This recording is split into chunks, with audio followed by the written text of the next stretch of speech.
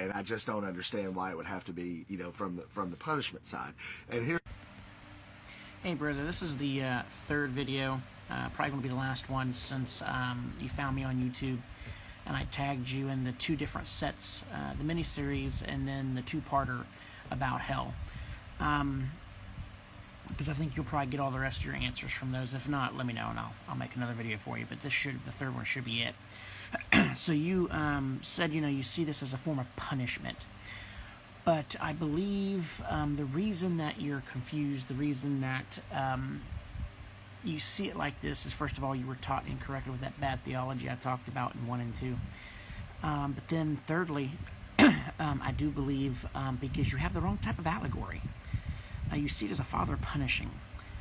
Now, I am a father. Like I said, I don't know if you are, but I actually am a father of two, a girl and a boy.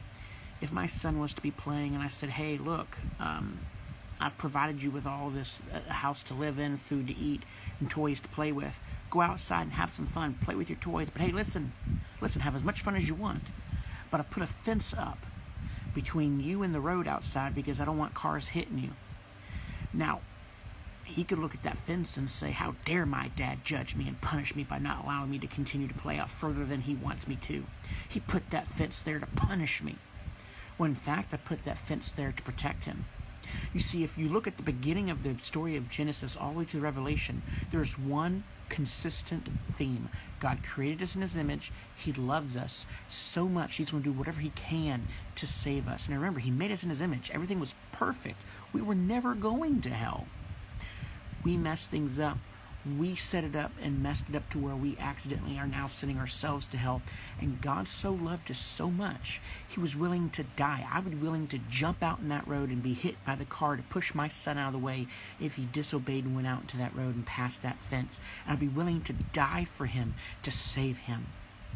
God did the same thing with Jesus Christ on that cross. Hell isn't because of, oh, you didn't do good, so I'm sending you to hell.